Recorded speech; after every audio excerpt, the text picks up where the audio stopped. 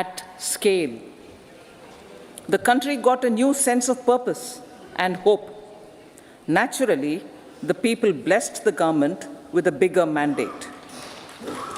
In the second term, our government, under the leadership of Honorable Prime Minister, doubled down on its responsibilities to build a prosperous country with comprehensive development of all people and all regions.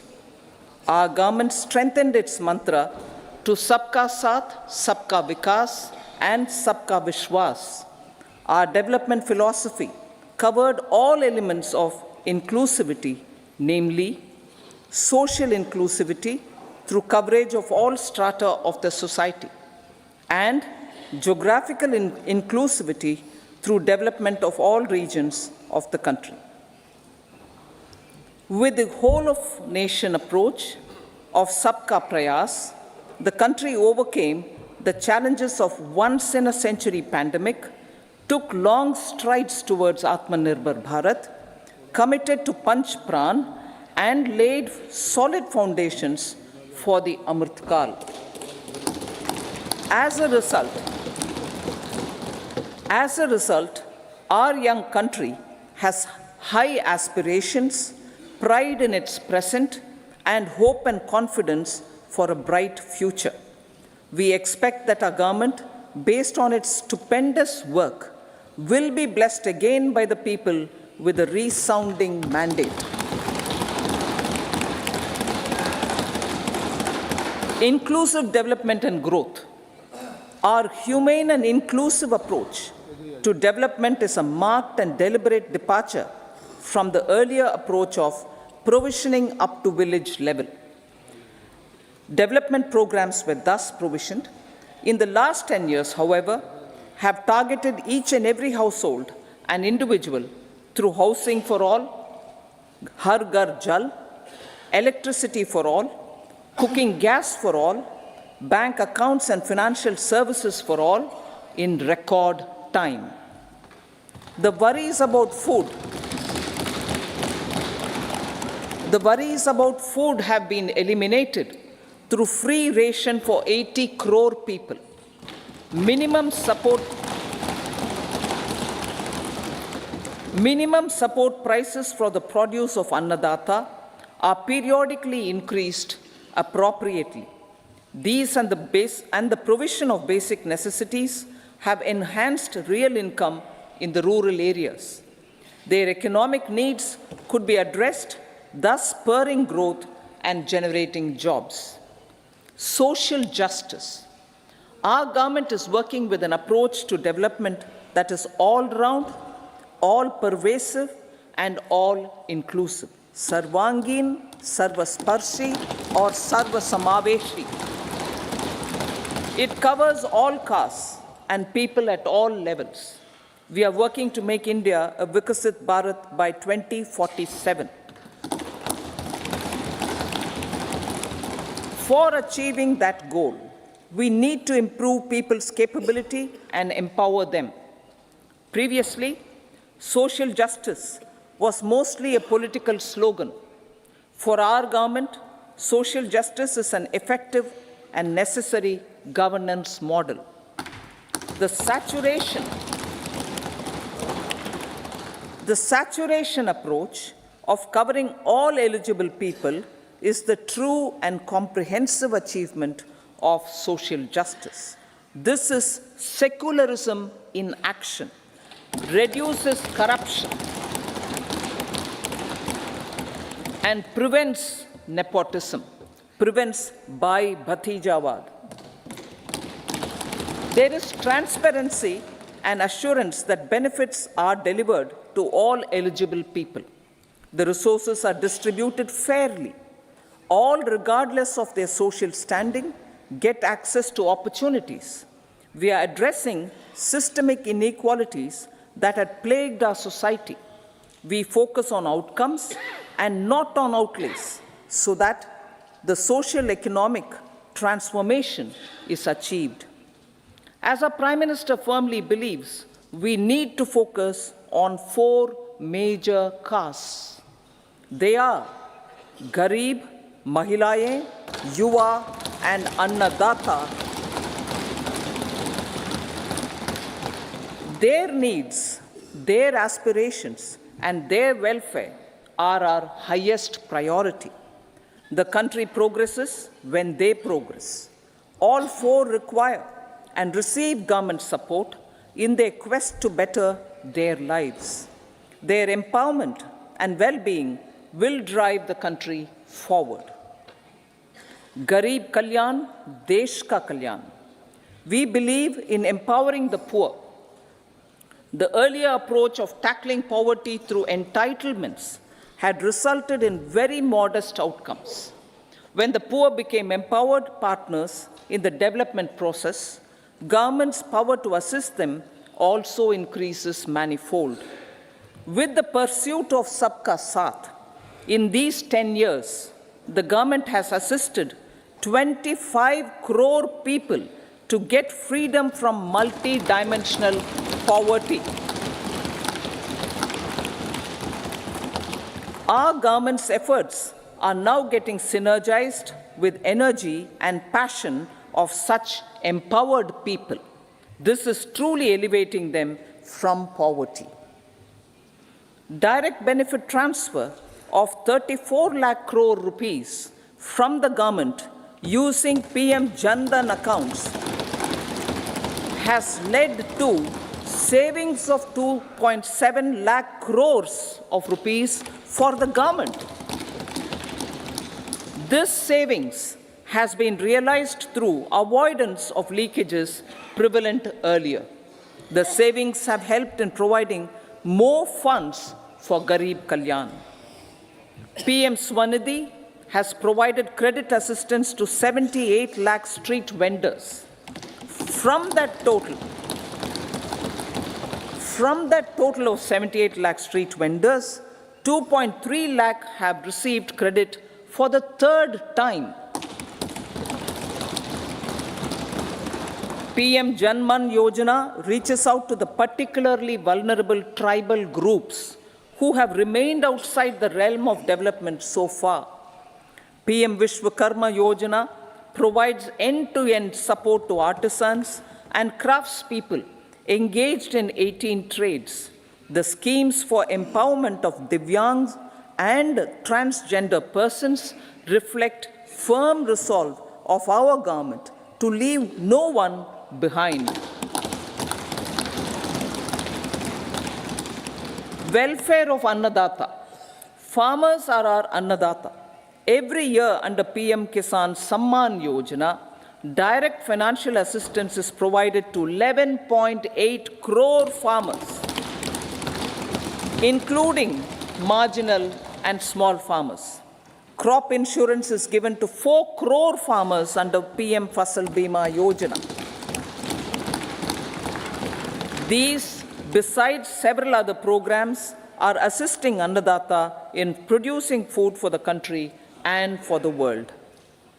Electronic National Agricultural Market has integrated 1,361 mandis and is providing services to 1.8 crore farmers with trading volume of 3 lakh crores of rupees.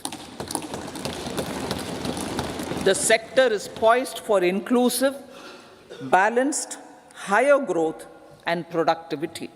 These are facilitated from farmer-centric policies, income support, coverage of risks through price and insurance support, promotion of technologies and innovations through startups.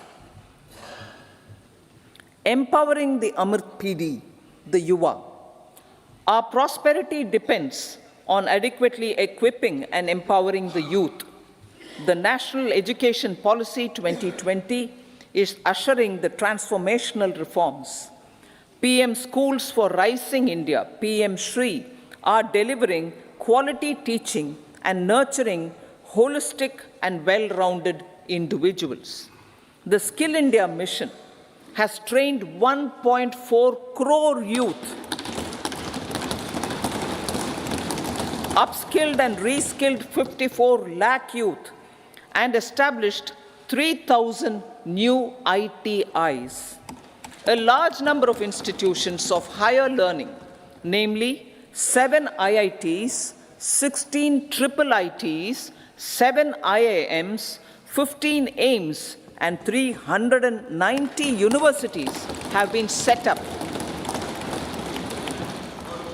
PM Mudra Yojana has sanctioned 43 crore loans aggregating to 22.5 lakh crores of rupees for entrepreneurial aspirations of our youth. Besides that, Fund of Funds, Startup India, and Startup Credit Guarantee schemes are assisting our youth. They are also becoming Rozgar Data. The country is proud of our youth scaling new heights in sports. The highest ever medal tally in Asian Games and Asian Para Games in 2023 reflects a high confidence level.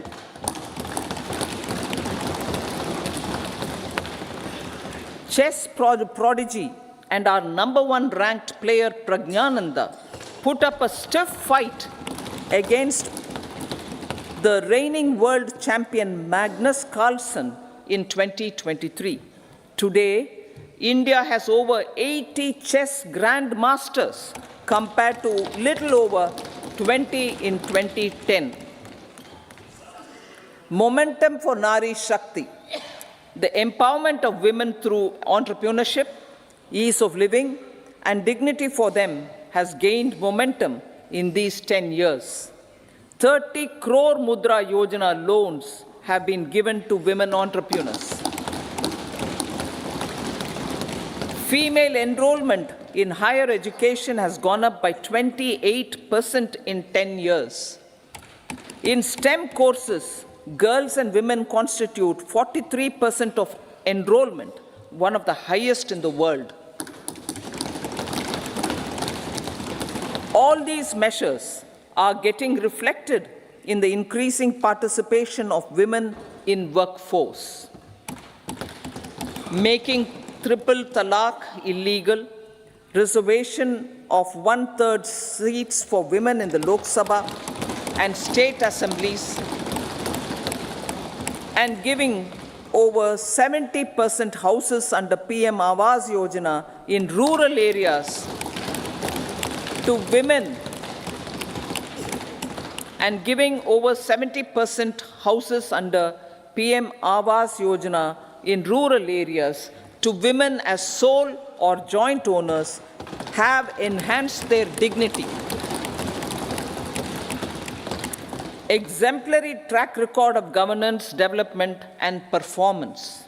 Besides delivering on high growth in terms of gross domestic product, the government is equally focused on a more comprehensive GDP, that is, governance, development, and performance. Our government has provided transparent, accountable, people-centric, and prompt, trust-based administration with citizen-first and minimum government, maximum governance approach. The impact of all-round development is discernible in all sectors. There is macroeconomic stability, including in the external sector. Investments are robust. The economy is doing well. People are living better and earning better, with even greater aspirations for future. Average real income of the people has increased by 50%. Inflation is moderate. People are getting empowered, equipped, and enabled to pursue their aspirations. There is effective and timely delivery of programs and of large projects. Economic management. The multi-pronged economic management over the past 10 years has complemented people-centric, inclusive development. Following are some of the major elements. 1. All forms of infrastructure, physical, digital, or social, are being built in record time.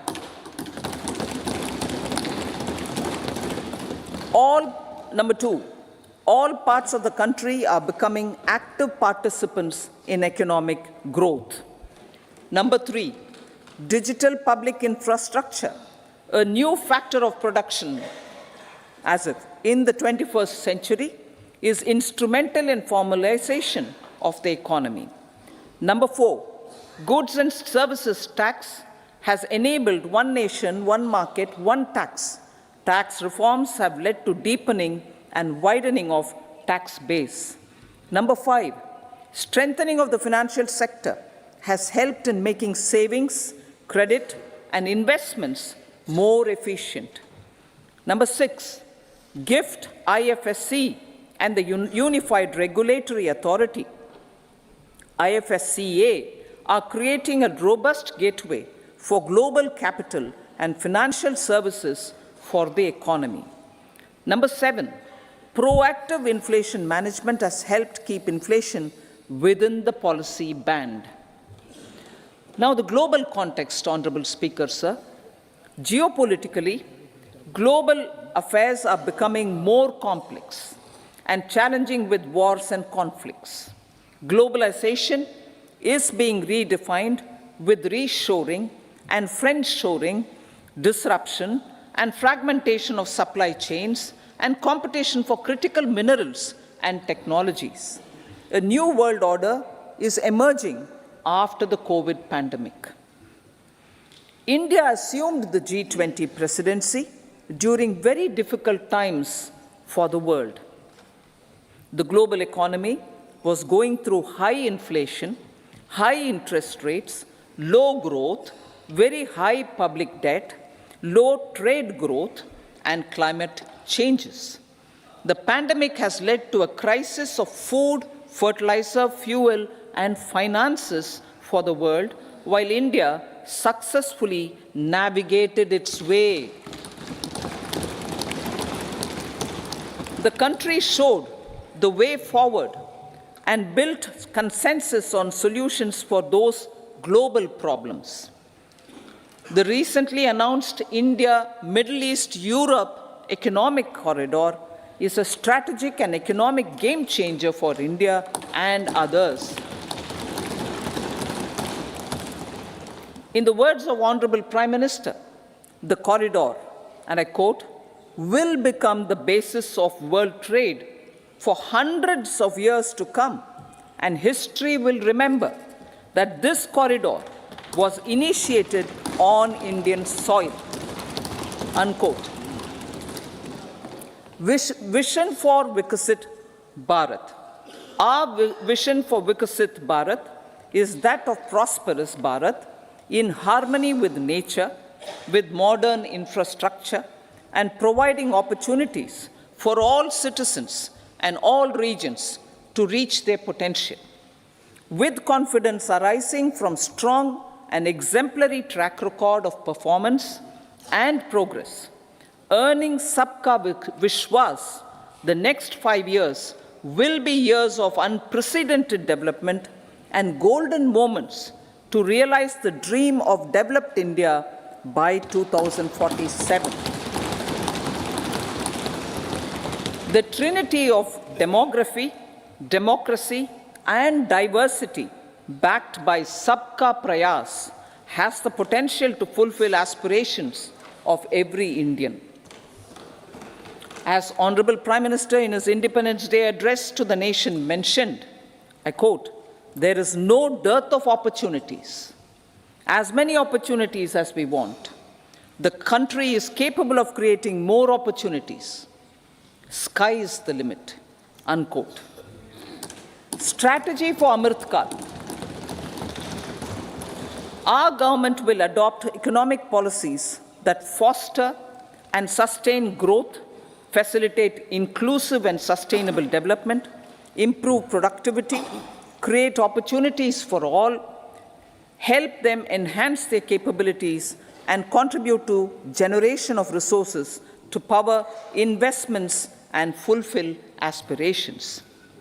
Guided by the principle, reform, perform, and transform, the government will take up next generation reforms and build consensus with the states and stakeholders for effective implementation. It is an important policy priority for our government to ensure timely and adequate finances, relevant technologies, and appropriate training for the micro, small, and medium enterprises, MSMEs, to grow and also compete globally. Orienting the regulatory environment to facilitate their growth will be an important element of this policy mix. Aligning with the Panchamrit goals, our government will facilitate sustaining high and more resource-efficient economic growth. This will work towards energy security in terms of availability, accessibility, and affordability. For meeting the investment needs, our government will prepare the financial sector in terms of size, capacity, skills, and regulatory framework. Aspirational Districts Program. Our government stands ready to assist the states in faster development of aspirational districts and blocks, including generation of ample economic opportunities. Development of the East. Our government will pay utmost attention to make the eastern region and its people a powerful driver of India's growth.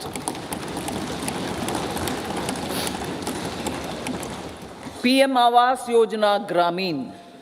Despite the challenges due to COVID, implementation of PM Awas Yojana Gramin continued, and we are close to achieving the target of 3 crore houses.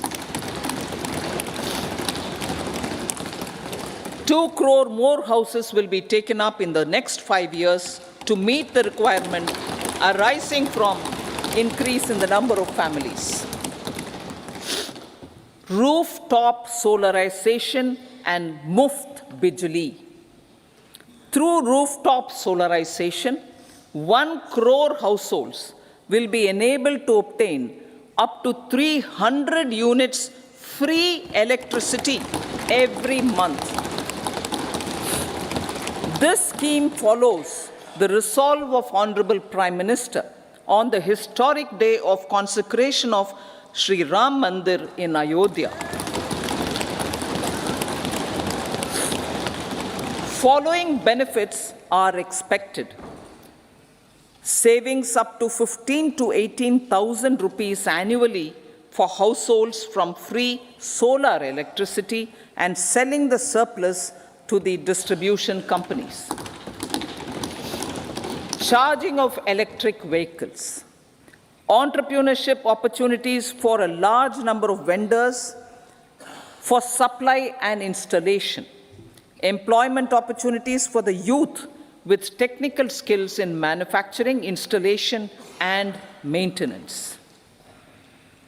Housing for middle class.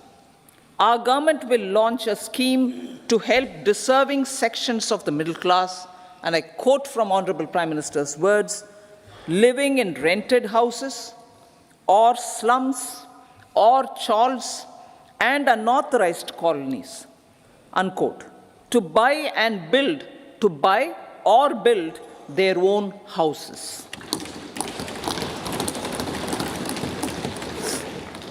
Medical colleges.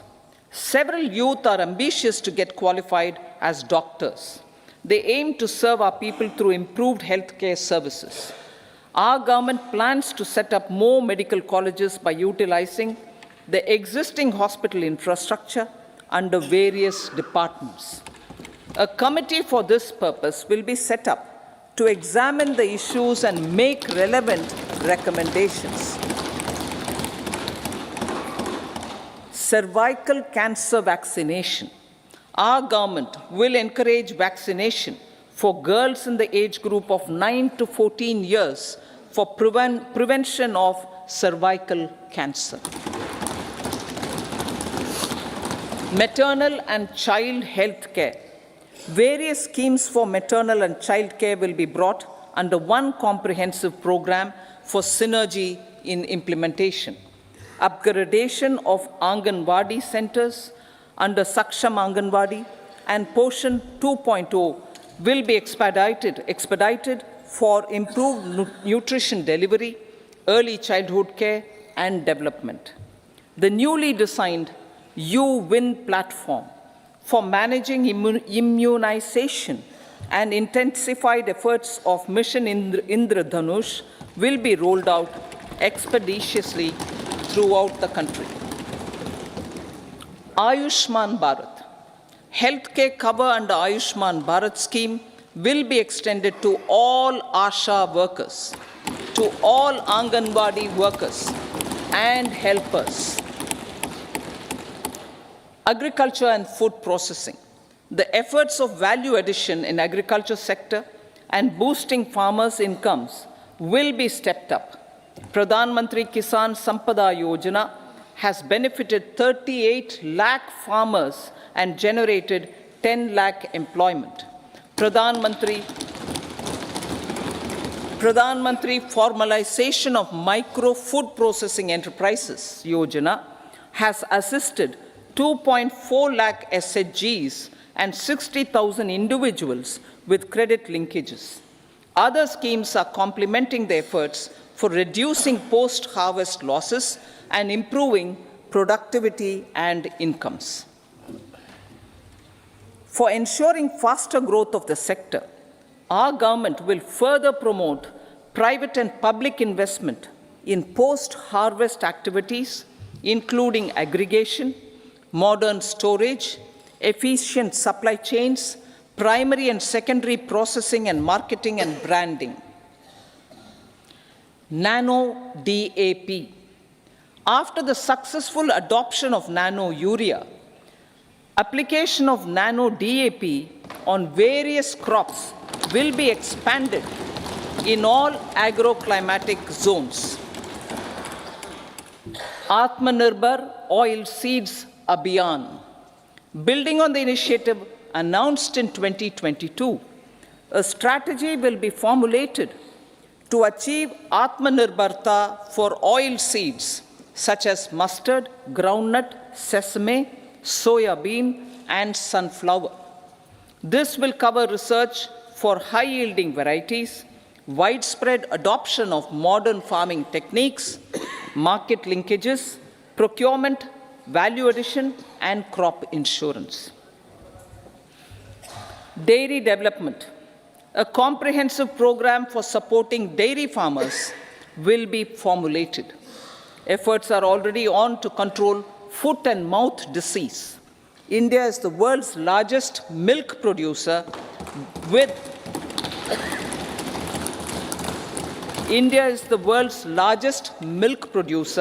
but with low productivity of milch animals. The program will be built on the success of existing schemes such as Rashtriya Gokul Mission, National Livestock Mission, and infrastructure development funds for dairy processing and animal husbandry. Matsya Sampada. It was our government which set up a separate department for fisheries, realizing the importance of assisting fishermen. This has resulted in doubling of both inland and aquaculture production.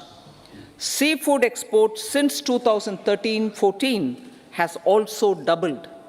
Implementation of Pradhan Mantri Matsya Sampada Yojana will be stepped up to 1. Enhance aquaculture productivity from existing 3 to 5 tons per hectare. 2. Double exports to 1 lakh crore rupees, and 3. Generate 55 lakh employment opportunities in the near future. 5 integrated aqua parks will also be set up. Lakpati Didi.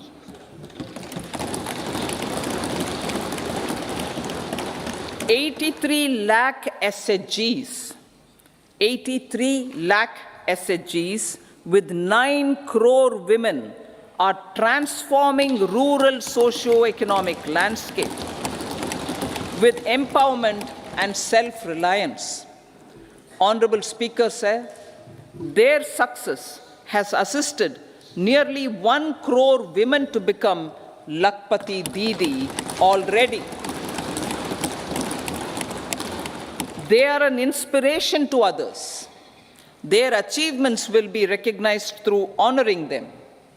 Buoyed by the success, it has been decided to enhance the target for Lakpati Didi from 2 crores to 3 crores.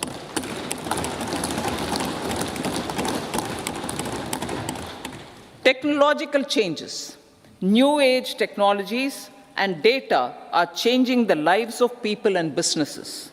They are also enabling new economic opportunities and facilitating provision of high-quality services at affordable prices for all, including those at the bottom of the pyramid. Opportunities for India at the global level are expanding. India is showing solutions through innovation and entrepreneurship of its people. Research and innovation for catalyzing growth, employment, and development.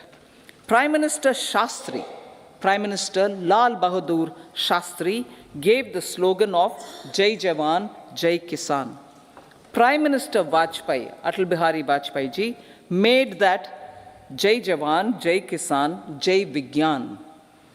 Prime Minister Modi has furthered that to Jai Jawan, Jai Kisan, Jai Vigyan, and Jai Anusandhan, as innovation is the foundation of development. For our tech-savvy youth, this will be a golden era. A corpus of 1 lakh crore rupees will be established with 50-year interest-free loan provided. The corpus will provide long-term financing or refinancing with long tenors and low and or nil. I repeat that sentence. The corpus will provide long-term financing or refinancing with long tenors and low or nil interest rates. This will encourage the private sector to scale up research and innovation significantly in sunrise domains. We need to have programs that combine the powers of our youth and technology. A new scheme will be launched for strengthening deep tech technologies for defense purposes and expediting Atmanirbharta. Infrastructure development. Building on the massive tripling of the capital expenditure outlay in the past 4 years, resulting in huge multiplier impact on economic growth and employment creation, the outlay for the next year is being increased by 11.1% to 11,11,111 crore rupees. This would be 3.4% of our GDP. Railways. 3 major railway corridor programs will be implemented. These are energy, mineral, and cement corridor. Number 2, port connectivity corridors. And number 3, high traffic density corridors. The projects have been identified under the PM Gati Shakti for enabling multimodal connectivity. They will improve logistics efficiency and reduce cost. The resultant decongestion of the high traffic corridors will also help in improving operations of passenger trains, resulting in safety and higher travel speed for passengers. Together with dedicated freight corridors, these 3 economic corridor programs will accelerate our GDP growth and reduce logistic costs.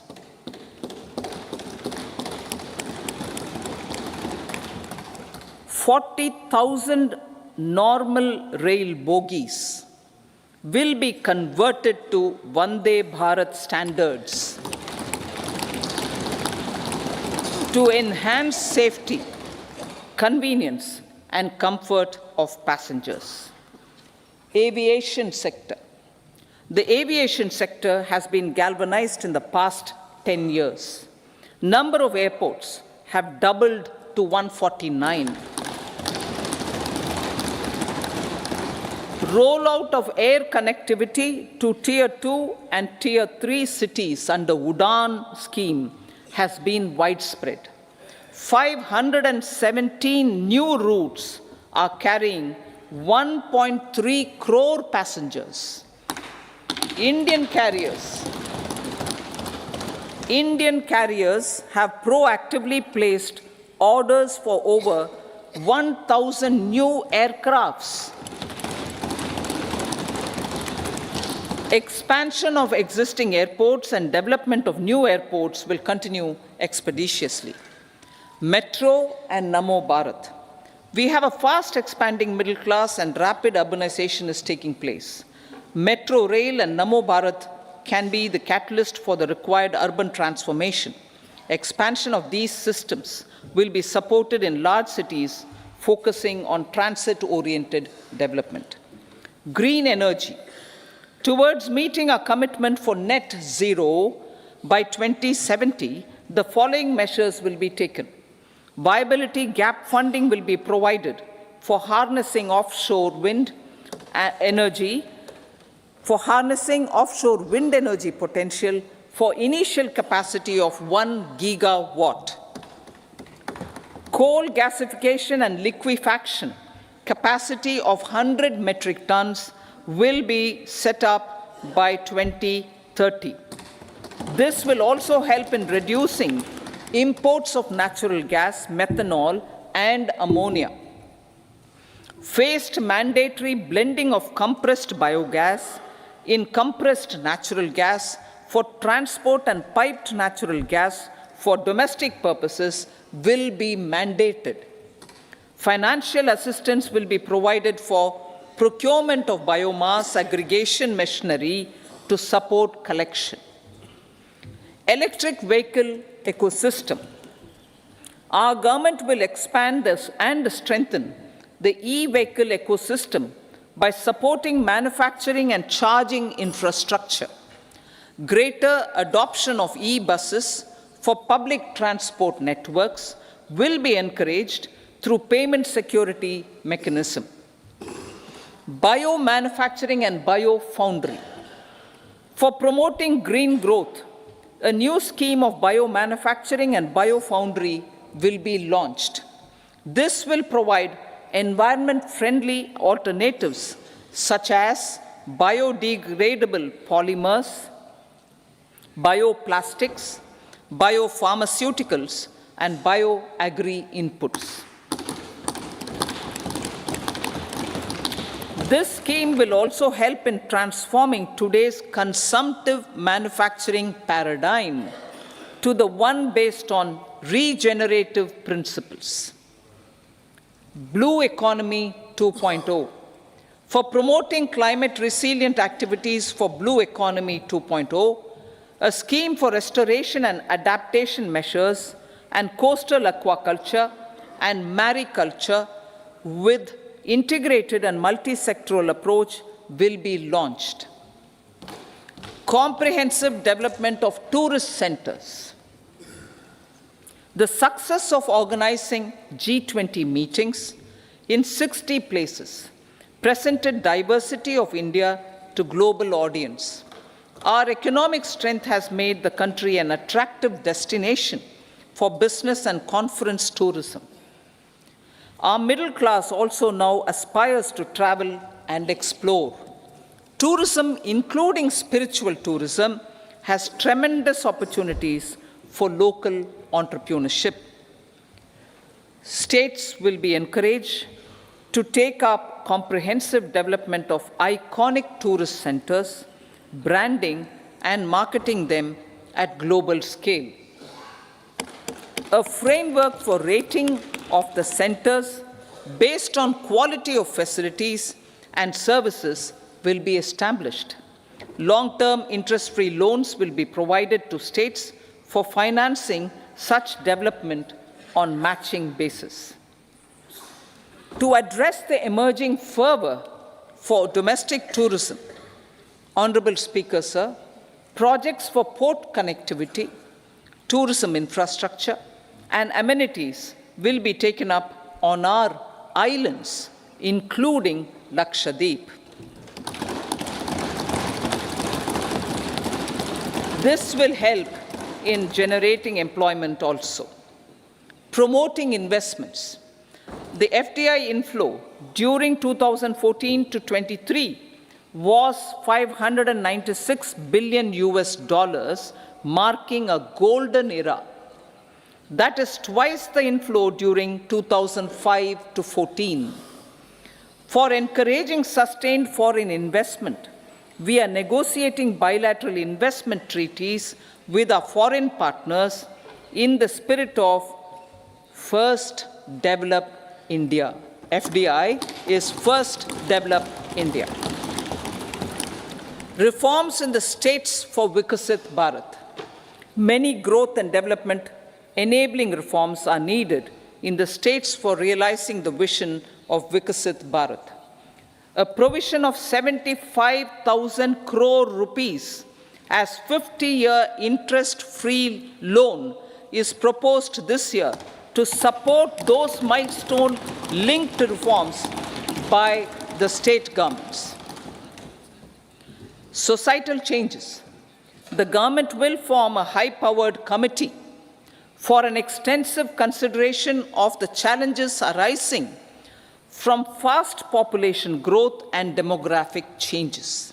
The committee will be mandated to make recommendations for addressing these challenges comprehensively in relation to the goal of Vikasit Bharat. Amrit Kal as Kartavya Kal. Our government stands committed to strengthening and expanding the economy with high growth and to create conditions for people to realize their aspirations. Honorable Prime Minister, in his Independence Day address to the nation in the 75th year of our Republic, said, and I quote, "We commit ourselves to national development with new inspirations, new consciousness, new resolutions as the country opens up immense possibilities and opportunities. It is our Kartavya Kal." Unquote. Every challenge of the pre-2014 era was overcome through our economic management and our governance. These have placed the country on a resolute path of sustained high growth. This has been possible through right policies, true intentions, and appropriate decisions. In the full budget in July, Honorable Speaker, our government will present a detailed roadmap for our pursuit of Vikasit Bharat.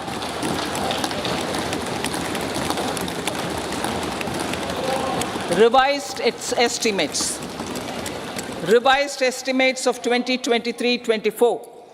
The revised estimate of the total receipts other than borrowings is 27.56 lakh crores of rupees, of which the tax receipts are 23.24 lakh crore rupees. The revised estimate of total expenditure is 44.90 lakh crore rupees. The revenue receipts at 30.03 lakh crore rupees are expected to be higher than the budget estimate, reflecting strong growth momentum and formalization in the economy. The revised estimate of the fiscal deficit is 5.8% of GDP, improving on the budget estimate, notwithstanding moderation in the nominal growth estimates. Budget estimates for 2024-25. Coming to the year 2024-25, the total receipts other than borrowings and total expenditure are estimated at 30.80 and 47.66 lakh crore rupees respectively. The tax receipts are estimated at 26.02 lakh crore rupees. The scheme of 50-year interest-free loan for capital expenditure to states will be continued this year with an outlay of 1.3 lakh crore rupees. We continue on the path of fiscal consolidation, as announced in my budget speech of 2021-22, to reduce fiscal deficit below 4.5% by 25-26. The fiscal deficit in 2024-25 is estimated to be 5.1% of GDP, adhering to that path. So the gross and net market borrowings through dated securities during 24-25 are estimated at 14.13 lakh crore rupees and 11.75 lakh crore respectively. Both will be less than that in 23-24. Now that the private investments are happening at scale, the lower borrowings by the central government will facilitate larger availability of credit for the private sector. Vote on account. I'll be seeking vote on account approval of the Parliament through the appropriation bill for a part of the financial year 2024-25. I will now move to part B. Honorable Speaker, sir, over the last 10 years, the direct tax collections have more than trebled and the return filers swelled 2.4 times. I would like to assure the taxpayers that their contributions have been used wisely for the development of the country and welfare of its people. I appreciate the taxpayers for their continued support. The government has reduced and rationalized tax rates. Under the new tax scheme, there is now no tax liability for taxpayers with income up to 7 lakh rupees, up from 2.2 lakh rupees in the financial year 2013-14. The threshold for presumptive taxation for retail businesses was increased from 2 crores to 3 crores. Similarly, the threshold for professionals eligible for presumptive taxation was increased from 50 lakh rupees to 75 lakh rupees. Also, corporate tax rate was decreased from 30% to 22% for existing domestic companies and to 15% for certain new manufacturing companies.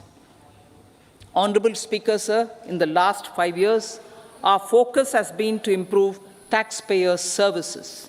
The age-old jurisdiction-based assessment system was transformed with the introduction of faceless assessment and appeal, thereby imparting greater efficiency, transparency, and accountability. Introduction of updated income tax returns, a new Form 26AS, and pre-filling of tax returns have made filing of tax returns simpler and easier. Average processing time of returns has been reduced from 93 days in the year 2013-14 to a mere 10 days this year, thereby making refunds faster. Indirect taxation. By unifying the highly fragmented indirect tax regime in India, the GST has reduced the compliance burden on trade and industry. The industry has acknowledged the benefits of GST. According to a recent survey conducted by a leading consulting firm, 94% of industry leaders view the transition to GST as largely positive. According to 80% of the respondents, it has led to supply chain optimization, as elimination of tax arbitrage and octroi has resulted in disbanding of checkposts at the state and city boundaries. At the same time, tax base of GST more than doubled, and the average monthly gross GST collection has almost doubled to 1.66 lakh crores this year. States too have benefited. States' SGST revenue including compensation released to states in the post-GST period of 2017-18 to 2022-23, has achieved a buoyancy of 1.22. In contrast, the tax buoyancy of state revenues from subsumed taxes in the pre-GST four-year period of 2012-13 to 2015-16 was a mere 0.72. The biggest beneficiaries are consumers, as reduction in logistic cost and taxes have brought down prices of most goods and services. We have taken a number of steps in customs to facilitate international trade.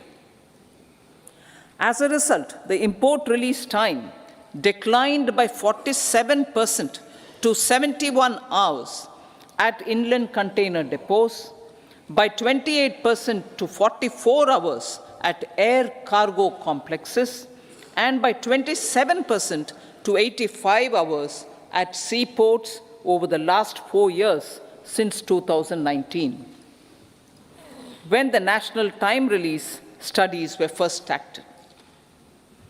Tax proposals. As for tax proposals, in keeping with the convention, I do not propose to make any changes relating to taxation and propose to retain the same tax rates for direct and indirect taxes, including import duties.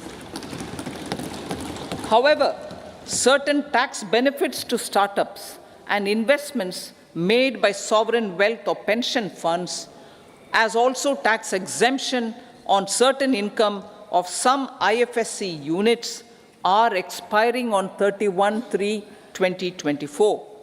To provide continuity in taxation, I propose to extend the date to 31/3/2025. Moreover, in line with the government's vision to improve ease of living and ease of doing business, I wish to make an announcement to improve taxpayers' services. There are a large number of petty, non-verified, non-reconciled, or disputed direct tax demands, many of them dating as far back as 1962, which continue to remain on the books, causing anxiety to honest taxpayers and hindering refunds of subsequent years. Honorable Speaker, sir, I propose to withdraw such outstanding direct tax demands up to 25,000 rupees pertaining to the period up to financial year 2009-10 and up to 10,000 rupees for financial years 2010-11 to 2014-15. This is expected to benefit about 1 crore taxpayers. 1 crore taxpayers would benefit out of this. Economy then and now. In 2014, when our government assumed the reins, the responsibility to mend the economy step by step and to put the governance systems in order was enormous. The need of the hour was to give hope to the people, to attract investments, and to build support for the much-needed reforms. The government did that successfully, following a strong belief of nation first. The crisis of those years has been overcome, and the economy has been put firmly on a high, sustainable growth path with all-round development. It is now appropriate to look at where we were then. I repeat, it is now appropriate to look at where we were then till 2014 and where we are now, only for the purpose of drawing lessons from the mismanagement of those years. The government will lay a white paper on table of the House.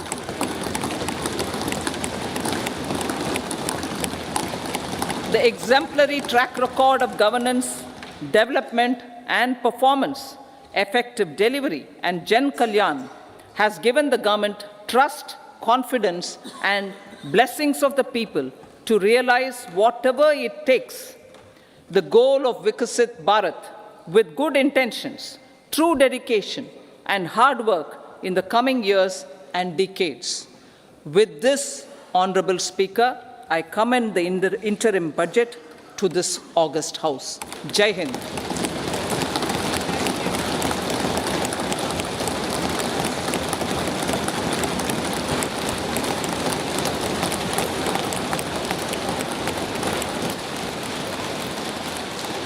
Item number 2 Shrimati Nirmala Sitharaman ji.